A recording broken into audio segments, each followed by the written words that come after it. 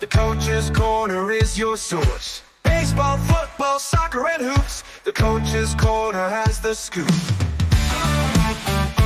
It's the Coach's Corner with Andy. Covering Tri-State sports, it's the Coach's Corner with Andy on 92.1 The GOAT. It's the Coach's Corner. Last night in Washington County sports, according to the Herald Mail, boys soccer, there was a lot of action. Clear Spring beat Smithsburg 1-0, while Boonesboro toppled Catoctin 9-1.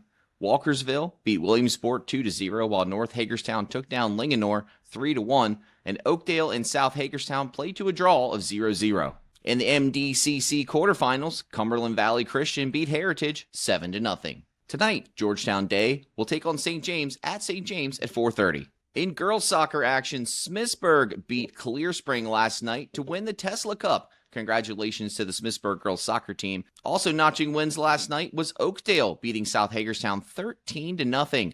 Walkersville beat Williamsport 3-0, while Linganore took down North Hagerstown 4-0. Last night in volleyball for Washington County, Smithsburg toppled Clear Spring 3-1, winning by scores of 25-15, 25-14, and 25-14. Williamsport beat Walkersville 3-0 by scores of 25-10, 25-11, and 25-12.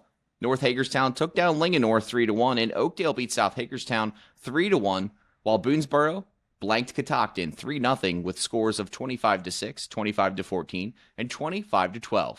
In the MDCC quarterfinals, Heritage took down New Life 3-0, while Calvary toppled Broadfording 3-0. Tonight, Martinsburg takes on St. James at 6, and Northern Garrett takes on Hancock at 6:30. Last night in American League Championship Series action, the Yankees took on the Cleveland Guardians for Game 2.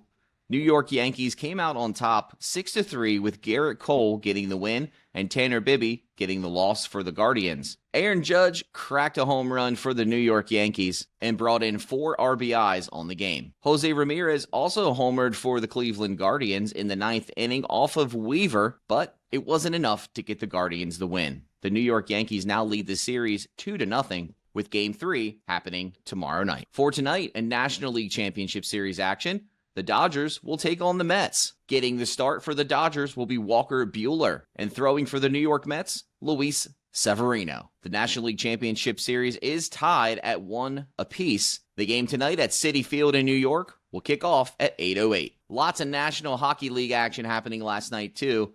The Tampa Bay Lightning took down the Vancouver Canucks 4-1, while the Capitals notched a win against the Golden Knights. The Hurricanes beat the Devils 4-2, and the Panthers took down the Blue Jackets 4-3. The Minnesota Wild beat the St. Louis Blues 4-1, while the Seattle Kraken beat the Nashville Predators 7-3. The Dallas Stars took down the San Jose Sharks 3-2, while the Calgary Flames beat the Chicago Blackhawks 3-1, and the Edmonton Oilers took down the Philadelphia Flyers 4-3. Coming up next on the Coach's Corner, I have Jim Morrison on with me, and he's the commissioner of Hazel. Hazel holds a near and dear spot to my heart. I grew up playing Hazel. Hagerstown Area Youth Soccer League is very special to me. That's coming up next on the Coach's Corner. It's the Coach's Corner with Andy. Covering Tri-State sports, it's the Coach's Corner with Andy on 92.1 The GOAT. Hey, I'm Andy with the Coach's Corner on 92.1 The GOAT, and I have Jim Morrison here, the commissioner of Hagerstown Area Youth Soccer League, or better known as Hazel. How's it going today, Jim? Good. How are you doing? I'm doing excellent. It's a beautiful day back there. Absolutely, yeah. So I want to get a little background of you, Jim, and kind of let everybody know what you do and what Hazel and AYSO is all about. You are the commissioner of the league, so are you in charge of running everything? How does that work? What are your duties? Yeah, so pretty much I'm the head guy for the local region for the Hagerstown area. However, I couldn't do it without the board we have under us. We run about anywhere from 150 to 170 per season, and there's no way that one person could do it all. Right. But I do oversee the whole league, make sure things function day to day and even season to season. That's great. So a little bit of breakdown of the Hagerstown Area Youth Soccer League. How many divisions are there? There are currently in our current division, just because in the fall season we have less, we have 5 divisions ranging from 3-year-olds all the way up to, I think, 14-year-olds. Oh, wow. Okay. Based upon ages. course. Right, based upon their ages. So, for instance, I did a little bit of research, and just as an example, I know there's a U7 division, and that's ages 5 to 6, or possibly up to 7. Or when do they move? When are they able to move divisions? They move divisions on the year that they turn 7. So Okay. for example, if you had a child who turned 7 this year, and anytime in the year from anywhere from January 1st to December 31st, they would move to 9U in the fall. Okay. Very, very nice to know. So, Hazel is strictly voluntary, correct? Right, we are all volunteers. Even I am. Even the 2 levels above me, we're all volunteers. We are able to keep our costs down because we're all volunteers. We're one of the more cost effective. Not to use the word cheaper, but our registration fees are significantly less than other leagues or clubs in the area. Right. And that really helps with parents making the decision to get their kid into soccer, I think your lowest division is schoolyard, right? When they start out at 3, or playground. Yeah, 3 to 4 years old. Yeah. Having that cost effective, that pricing coming into that, just seeing if your kid wants to even play soccer is got to be beneficial to the parent. And then if they love it, and then they keep into it and they keep going up through the ranks, I would assume, till high school, because you said it's till 14. Yeah, that was my son. He started out when he was 4 years old. He wanted Then he wanted to try a new sport. Then he didn't like t-ball, so he came back to soccer. And he spent quite a few years until he went into high school to play soccer. Yeah, I grew up playing in Hazel as well, and there were very awesome memories I had as a kid. I was a 2-sport kid, and in spring I played baseball and soccer, but Hazel was really my first love, and it was my first ever organization I played soccer in, and I played all the way up through high school in Hazel, and I had a blast. We find that a lot of our parents they played Hazel as a kid. So the children's parents, they played when they were kids, and they have those same fond memories that they come back and want their kids to have those same memories. Right, exactly. So Hazel does focus on positive coaching, player development, and good sportsmanship, all things that are wonderful to learn at a young age before you get into I would say we'll say competitive, but not saying the Hazel leagues aren't competitive. As you get older, naturally, the competitiveness increases. But I feel like it really provides that foundation before they get to those high school sports, so they can flourish there as a good player, a good teammate, and most importantly, just a good person overall. Yeah, so we have 6 philosophies. You mentioned a couple of them, but the player development is definitely a key one. We have even starting at 3 years old, we have them practice the basic skills you need to play soccer. Of course, they're not going to be doing far throw-ins or anything. Right. But they're going to be learning how to keep their foot on the ball and learning how to run travel with the ball, pass the ball. So our other philosophies, such as good sportsmanship, they also prepare the youth to not just be good sportsmanship on the field, but off the field as well, to learn how to work with others, and when you're in any kind of adverse environment, to still look for the best in things. How many did you say there were? 6? There are 6 philosophies? There are 6 philosophies. So you mentioned 2 of them. What are the other 4? So the first one starts with open registration. That means that anybody can register to play. We don't have tryouts. Everyone, you can go to our website, which is www.ayso627.org, and anybody can register. And then the second philosophy is that everyone plays. That means that if you register, you can play. You're not going to ride the bench. With that, the philosophy, it goes to step that says that before anybody can play 4 divisions, this is AYSO's overall philosophy, and we go a step above it, but everyone has to play a minimum of two quarters within the game. We say within Hazel that everyone has to play 3 quarters before anybody can play 4 quarters. This means that you don't have a star player just running up and down the field, but that everyone gets equal opportunity as they can to play the game. Right. The next one is balanced teams. So we can't just load a team up with the star players and have them be the winning team and have a team with less skilled players. So we try to balance the teams to make it more even across the league.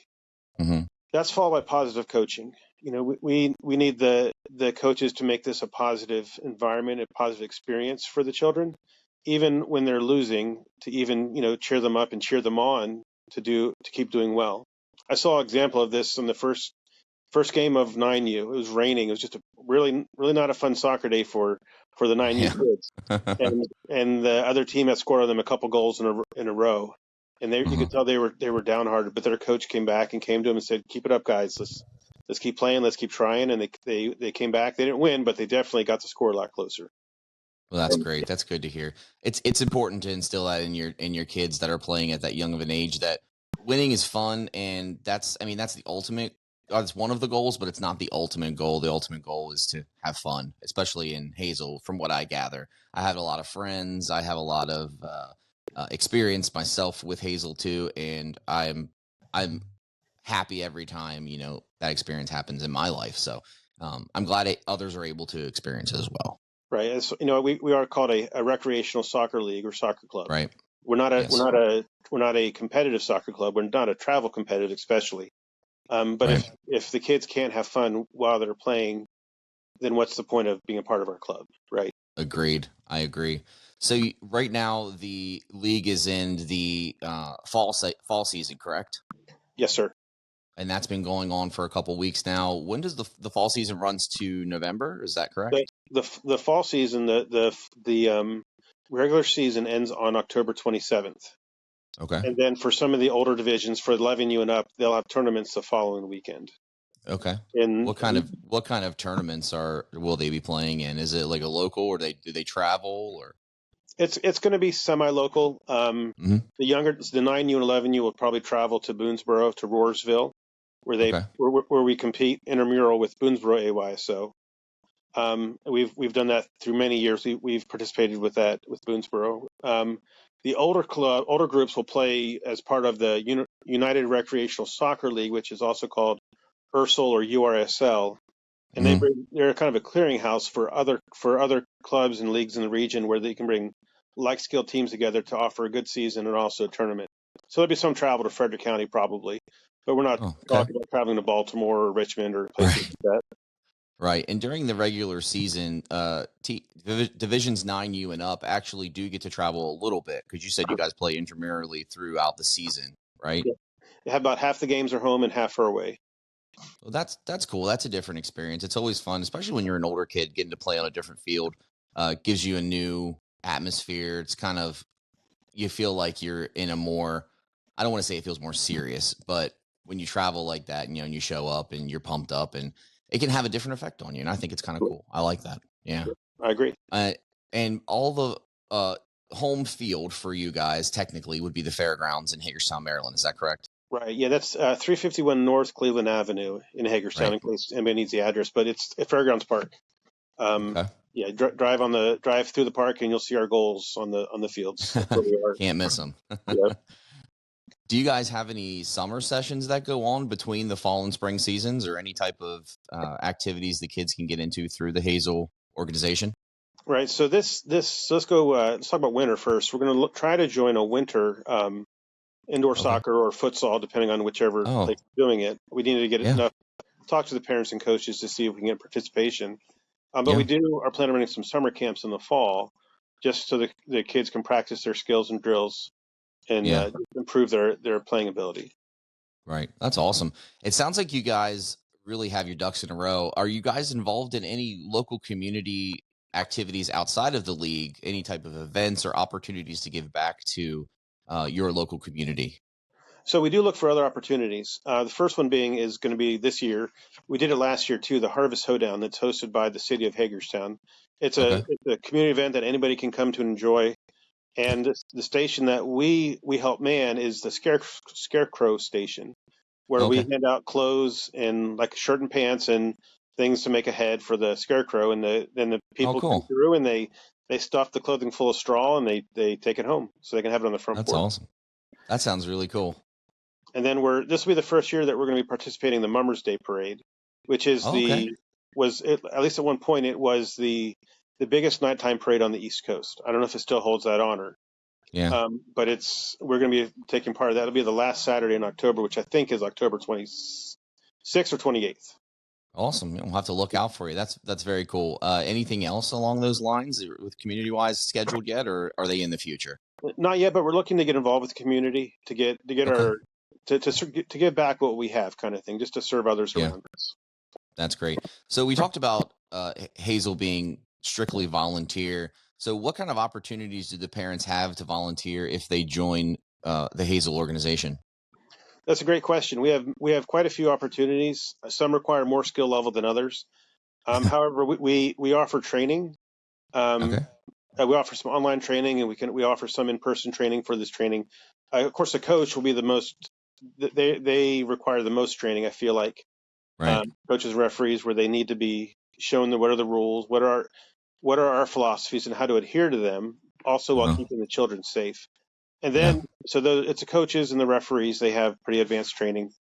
And then we have different roles for volunteering to help paint the fields, to get the lines marked first time, Mhm. to repaint them throughout the season. Just because but every week we have to mow. So again, we got to Yeah. paint those lines. We run a concession stand, so ask for parents to volunteer an hour, maybe two, in the concession stand, Mhm. just to act as a fundraiser. One of the fundraising activities we can do as our club, as our league. And then there's team parents, there's team managers that require some off off off game time help, just to coordinate the Mhm. communication between the teams and the coaches. And we do have our board members, so we have a treasurer, we have a registrar, we have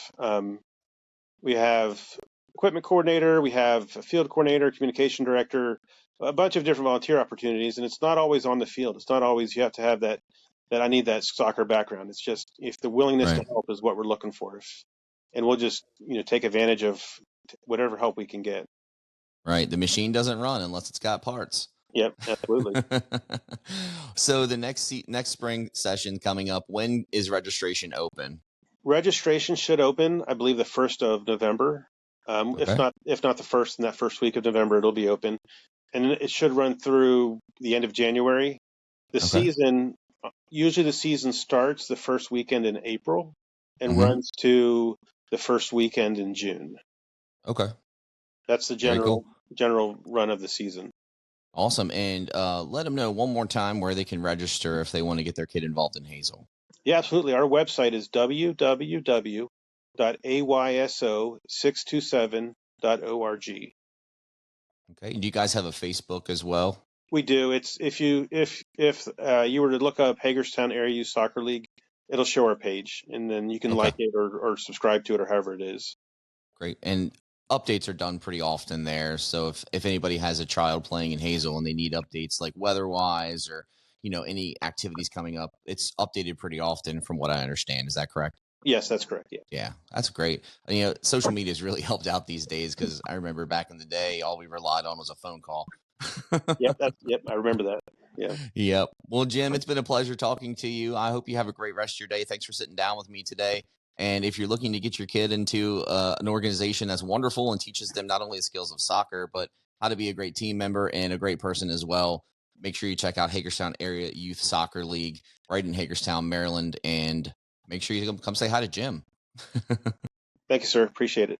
Of course. Thank you for your time. Coming up next, I'm going to talk with Tori Myers. She is the Williamsport Assistant Coach of the Sideline Cheerleading Squad. And we're going to sit down, talk cheerleading, and maybe talk some hockey. It's the Coach's Corner with Andy. Covering Tri-State sports, it's the Coach's Corner with Andy on 92.1 The Goat. I have Tori Myers here. She's the football cheerleading coach at Williamsport High School. How are you doing today, Tori? I'm good. How are you doing? I'm good, thank you. So you're the head coach of the cheer team for the football season at Williamsport High School, and you said Assistant coach, but yes. assistant coach. Yes. We're all coaches are coaches. We are Yeah, so intertangled together. It's insane. So. I hear you. I totally understand. So you also do basketball as well, right? Yes. Okay. So tell us a little bit about your background. Did you play sports growing up? Did you cheer growing up? Yes. So growing up, I started mingled in soccer for a little bit, but realized that was just definitely not for me. Yeah. So at a very young age, I joined competitive cheerleading. Okay. So I have about 10 years of competitive cheerleading with a team right here in Hagerstown. Cool. Of experience. And then once I got to middle school, I was like, I'm not really feeling competitive anymore. Yeah. So I tried volleyball for a little bit, did not love that. And then when we got to high school, I was like, well, I want to go back to my roots, but I never did sideline cheerleading. So I was like, well, we'll give it a shot. And I ended up really loving it. So Cool. these girls nowadays are blessed, so because they have a little bit of both sideline and competition, which we'll Yeah. talk about later. Yeah. The competition cheerleading is fairly new, right? Very new for at least our squad in Washington County. I know Mm-hmm. there's other squads who've been doing it for a few more years than us, but for us, this is only our second season doing Yeah. it. So I was looking into a little bit about your guys' background at Williamsport as cheering, because when I actually went to Williamsport and oh, graduated in nice. 2005, and when I was there, all they had was the sideline cheerleading. So Yes. very cool that you guys finally get to expand out and compete against other squads. Do you have anything that you do to prepare your girls for sideline cheerleading? What kind of stunts do you guys do, if any? What do your practices look like? Yeah, so we've definitely expanded this year to practicing daily. It's definitely not something that these cheerleaders have been used to in past, but with the added stressor and the competitiveness of it, with competitive cheerleading now, it's truly is becoming as much as a sport as any other sport is. So Yeah. these girls need conditions. These girls need practicing every single day to make sure that we are ready for competitions. So we usually do about 3 days of competitive practice a week, and then 2 days of sideline practice. Mm-hmm. A lot of our sideline gets taught over the summer, though. Okay. The girls need to learn their cheers over the summer and things like the fight song. So a lot of summer prep goes into it. During the school year, a lot of our focus is truly the comp aspect. And what's cool about it is that the stunts that we're doing in those competition routines are things that we can take out onto the sideline with us. So when they see us under the Friday night lights, or even in basketball seeing, the stunts we're doing are the stunts that are going to be in our competition. So they're advanced skills that ooh and ah the people and they love to see. So it's really nice that we're able to mesh the two and blend the two really well. That's really cool. So with your sideline cheerleading, when you guys are cheering for football, basketball, whatever other sport you guys are able to cheer in, do you guys travel with the team when they have away games? Yeah, in football, we travel away to every single football game, including when they move on to like regionals or when they advance past regular season games. Basketball, in my day, we used to travel, but not so much anymore. Last year was the first year that for basketball season that we cheered for both the boys and the girls, which was very appreciated in our school community for sure. So that's cool. That was definitely a nice change that we were able to be able to support the girls as well. Yeah, that's really nice. So do any of the girls that do sideline cheerleading also do the competitive cheerleading, or is it mostly the same squad, or do you have so it's the same exact squad. Competitive, we take 9 on what we call as cheerleaders mat, which is the day of competition. Those are the girls who are performing. And then into the competition, we're always allowed to take 5 alternatives in case anything would ever happen, such as injuries, which we know all too well. So there are those alternates are very useful and important. So we make sure that they stay involved at practices as well. We flip girls in and out because truly, you never know. We just had 2 come back from a concussion this week. Ooh, concussions. Yes. So, jeez. Yes. So I mean, I'm not laughing at the concussion. I'm just at the thought. Yeah. Yeah, no, I mean, you wouldn't think somebody who's not in cheerleading a lot, you wouldn't think that it's such an aggressive sport. But when you're throwing around humans, things happen, or you get caught the wrong way and you land on your arm and break your arm. Like there are so many things that happen. Our athletic director always says that we're the ones who scare her a lot too. Like she's like, you guys scare me sometimes more than football boys do, because the things we are doing are like, I mean, really from an outsider's point of view, insane. So we always need to make sure that we have alternates ready to go. So we kind of keep the team all together still as one, mixing people in and out for competitions. So everyone kind of learns the same thing. In basketball season, everybody performs because we have the nice big gym to be able to perform. With football, we were hoping we would be able to perform at halftime, but I mean, you know how football fields get. They get all dirty come halftime. Wet with the dew. So it's just not, it's a safety issue for our girls to go out and perform at halftime. So. when I was growing up, and my sister was in high school, her and I were pretty far apart. So wasn't in high school when she was in high school, but she was a cheerleader for probably most of the time she was in high school. So I was always tagging along, because I wasn't young enough to stay home by myself.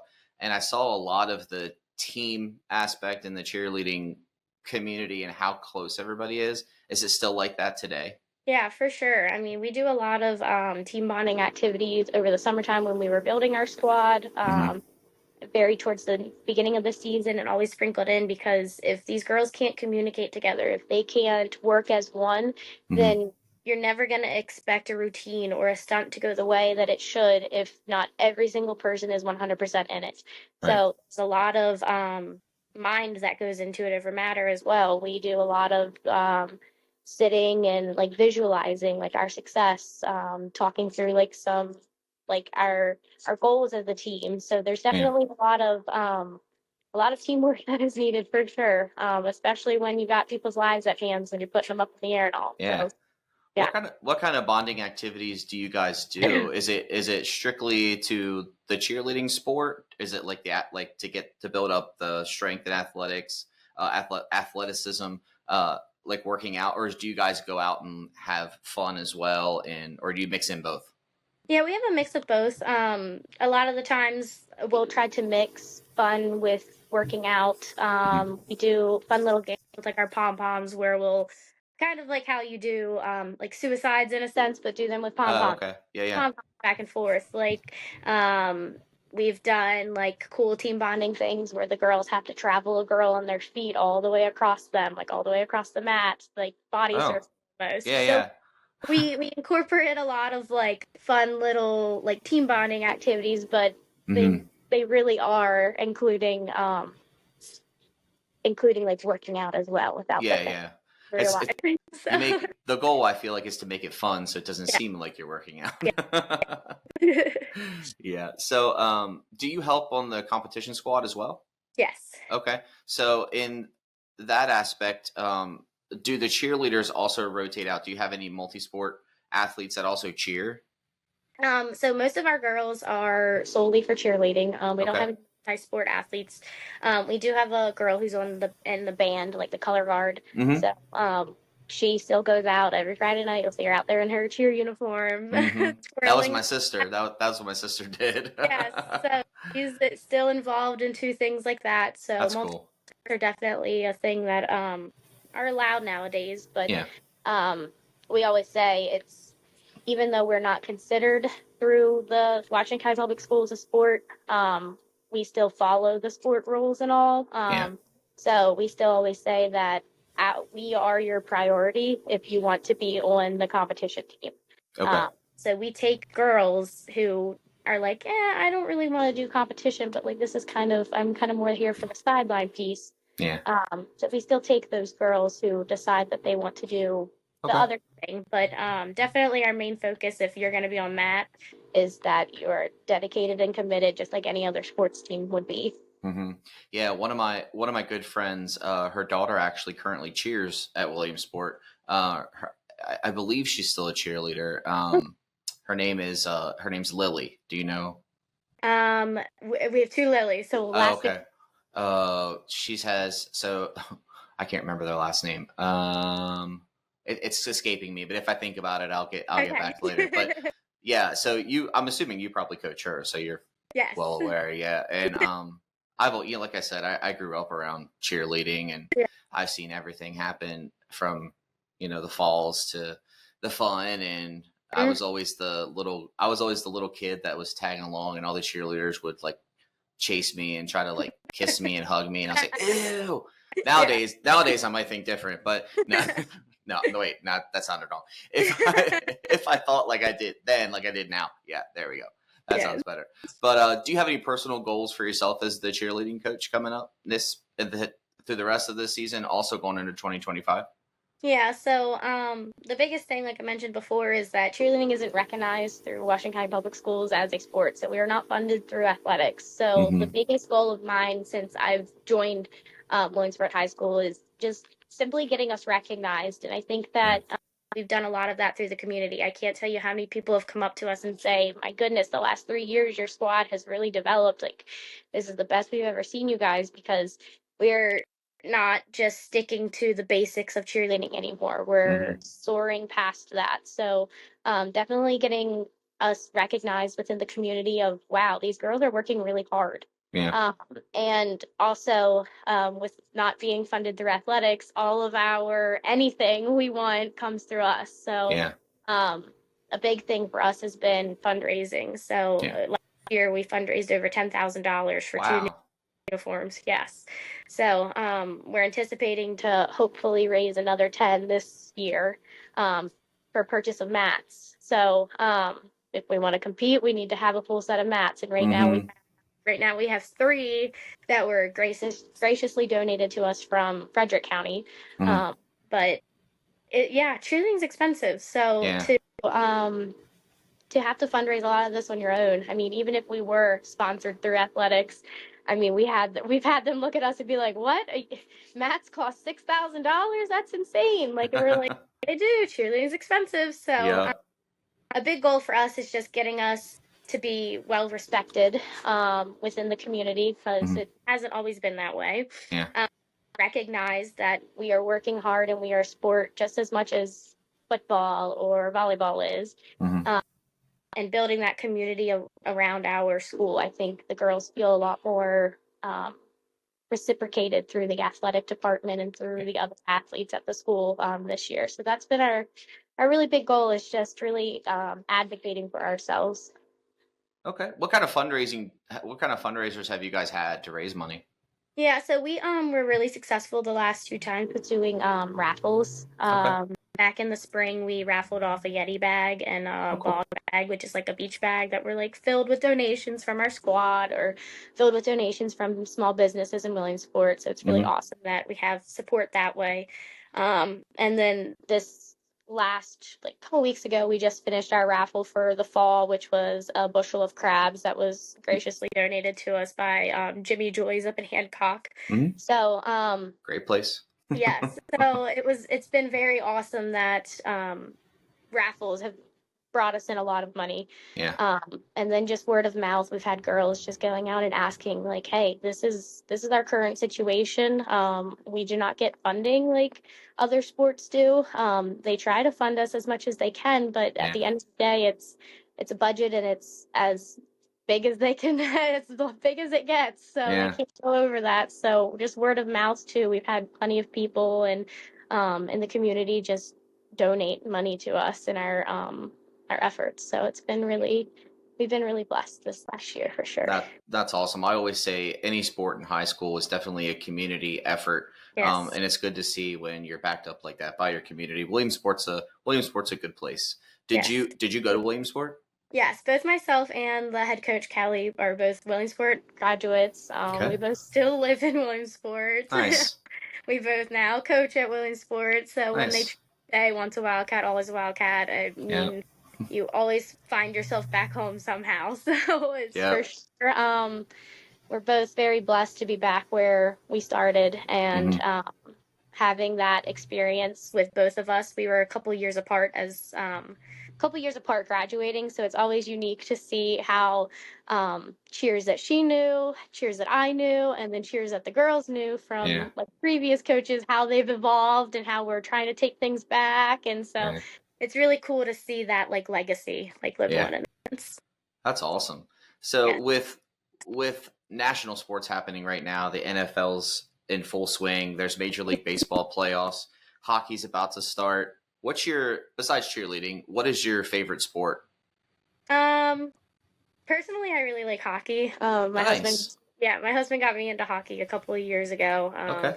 I think hockey's really cool because I feel like it has a lot of aspects of a bunch of different sports involved into it. So when he was teaching me hockey, it was really cool to see that that's kind of like this sport. So it was like bridge. So I really enjoy hockey. Yeah. So what team do you guys root for? The Capitals. There you go. I was hoping you'd say that. I'd have had to end the interview if you didn't. It was the perfect year that he got me into hockey because it was the year that they won the Stanley Cup. So there you go. All right. You're like, well, of course you want your team to win. So it's the Year to get into it because they were doing really well. So what a year to start liking hockey and following it, though. And then your expectations kind of went. They'll get back there. Yeah. For sure. Well, that's very cool, Tori. Thanks so much for hanging out today. Thanks for coming in, stopping in here, the Coach's Corner, and I'd love to get you guys back on. Maybe you say Kelly was the head coach, right? Yeah, Kelly's the head coach. Yeah. October's kind of busy for us. We have 3 competitions coming up this month. Could be more if we advance on. So Cool. they have our first competition on Tuesday at Westminster. So we're really excited, nervous for sure. But our biggest goal with that is to just do better than we did last year. Yeah. Well, good luck to you, and maybe we can have you back in, and we can talk a little bit more about your competitions after you guys win. Yes, hopefully. Good luck to you. Thank you so much. It's the Coach's Corner with Andy. Covering Tri-State sports, it's the Coach's Corner with Andy on 92.1 The GOAT. Reunited, and it feels so good. Well, potentially that is. Davante Adams is a Jet. Yes, ladies and gentlemen, Aaron Rodgers and Davante Adams are reunited on the New York Jets. Davante Adams was traded from the Raiders to the Jets yesterday, around a little after noon, I believe. He is on the move, and currently he's already in the building at the Jets facility. The Raiders traded Davante Adams to the Jets for some draft picks. There are some conditions to the trade. The conditional third-round pick the Jets are trading to the Raiders for Davante Adams becomes a second if any of the following happen. Adams must be first or second team All-Pro and on the active roster for AFC Championship game or the Super Bowl. According to Adam Schefter, the Raiders are not paying any of Adams' remaining salary in the deal, though NFL Network's reporting that Adams and the Jets have agreed to a contract restructure for 2024 that will lessen his cap hit. Just to give you an idea, Davante Adams has $11.59 million guaranteed through 2024. Non-guaranteed 2025 is $36.25 million. The Raiders just get dead cap space, $13.67 million in 2024 and 2025 of $15.7 million. The Jets are hopeful that Adams can make his debut Sunday night against the Steelers. He continues to recover from a hamstring injury, so we'll see if he's good to go for Sunday night. Now, I just talked about this yesterday, Aaron Rodgers not being done yet. I thought there was something else left in the tank for him. I think that's something else, maybe Davante Adams. I can't wait to see these two get out on the field together. I remember watching them in Green Bay. They came, a long way in a couple seasons in Green Bay, and they were that 1-2 punch that Green Bay always had. So could they be that same 1-2 punch with the New York Jets? We'll have to wait and see. Maybe Sunday, maybe a little later, depending on if Adams is ready to suit up. It took 4 games in a 2-2 start for things to shift dramatically for Davante Adams and the Las Vegas Raiders. On October 1st, there was a report that Adams told the team he wanted to be traded. That quickly followed up to add that Las Vegas would consider a swap and needed a second-round pick plus some other pieces. The trade was unlikely to be popular with Raiders fans. Obviously, they love Davante Adams. Milwaukee Bucks star Damian Lillard, who's a longtime follower of the Raiders franchise, he made his opinion clear when the rumors first broke. He said he was not going to be happy about it, basically, putting it nicely. The outcome was inevitable, though. We knew Adams was going to move. We just didn't know where. There were a lot of rumors going around that the Jets were going to be the one to take him or to trade for him because of Aaron Rodgers. And I'm sure Aaron Rodgers had some influence in that trade, as well as he has influence in everything he does with the organization. Davante Adams was an All-Pro in 2022. He had 100 passes caught for 1,516 yards, an NFL high 14 touchdowns. Since then, he averages fewer than 12 yards per catch and 70 yards per game. Could that be because of the Las Vegas Raiders? Could that be because he didn't have an all-pro, high-caliber quarterback like Aaron Rodgers was? Questioning if he still is. I can't wait to find out. Las Vegas made a big miscalculation when it acquired the pass catcher from Green Bay. The general manager and head coach responsible for that trade are now gone. The current regime took a long time to view things over, and it evaluated the roster in the offseason this past season, and now here we are. Davante Adams is a New York Jet. Can you imagine Garrett Wilson and Davante Adams on the same field catching passes from Aaron Rodgers and Breece Hall at running back? the Jets may have just signed off on contention for the playoffs and possibly winning their division if everything goes like it's supposed to. Obviously, with Adams coming into the mix in the passing game, somebody's going to get marginalized. Who that will be, we wait to find out, but they're probably not going to be happy. But that's something the new coach has to deal with, and they need to figure that out. I could be wrong. Maybe Aaron Rodgers will really spread it out to every single receiver. But the normal thought would be Adams would probably be the top pass catcher along with Garrett Wilson. Also making the rounds in the trade rumor mill was Amari Cooper. Amari Cooper was traded yesterday from the Cleveland Browns to the Buffalo Bills. How ironic that both players traded yesterday were traded to the two teams that played on Monday night. The Buffalo Bills announced on Tuesday they acquired Amari Cooper and a 2025 sixth-round draft pick from the Cleveland Browns in exchange for a 2025 third-round pick and 2026 seventh-round pick. Through 6 games this season, Cooper led the Browns with 24 catches, 250 yards, and 2 touchdowns. And this deal comes after it was reported on October 5th that teams around the league could target Cooper as a fallback option if they failed to land star Davante Adams, who the Las Vegas Raiders traded to the Jets that we just talked about. Cooper is in the final year of his contract, and he's making the veteran minimum of $1.21 million in 2024. He restructured his deal in July to add 4 voidable years. He initially held out of the mandatory minicamp with Cleveland while he sought a pay raise, and the team rewarded him with an additional $20 million in guarantees.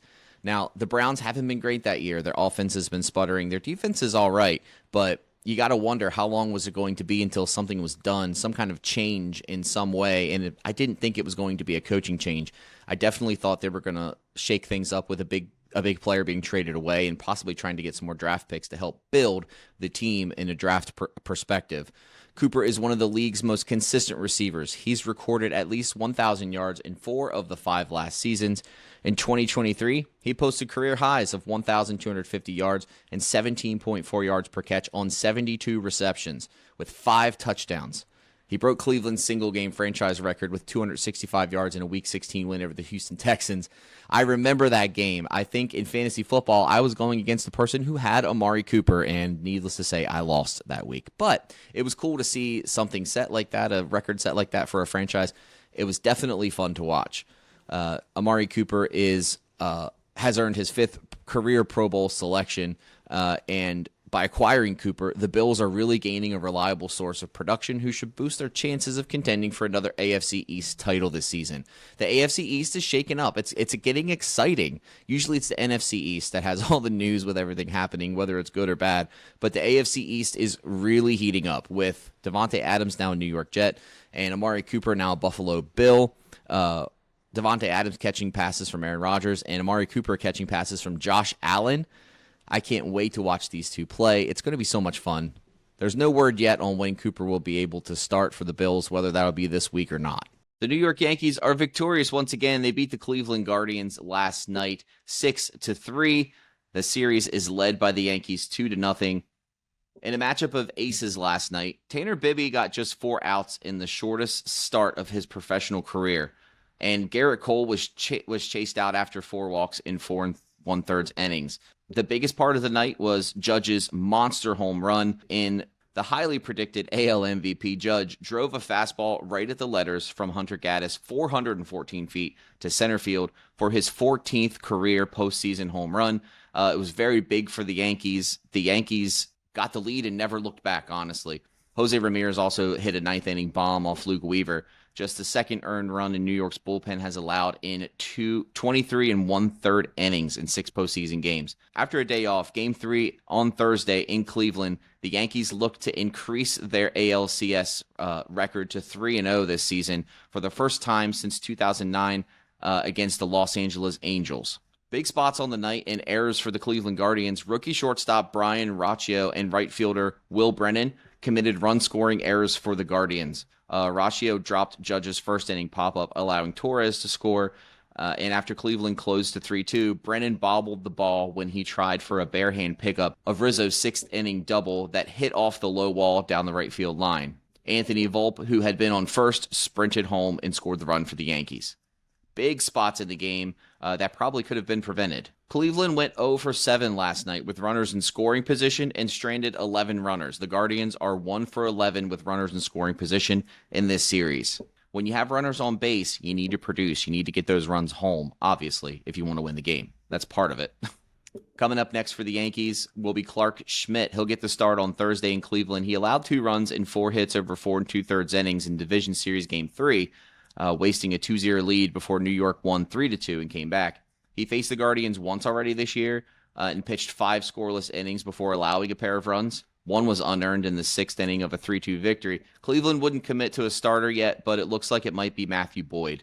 Bibby's quick exit could allow him to start on short rest rather than in a Game 6. If you'd like to be featured on the Coach's Corner with Andy, email coach at 921thegoat.com.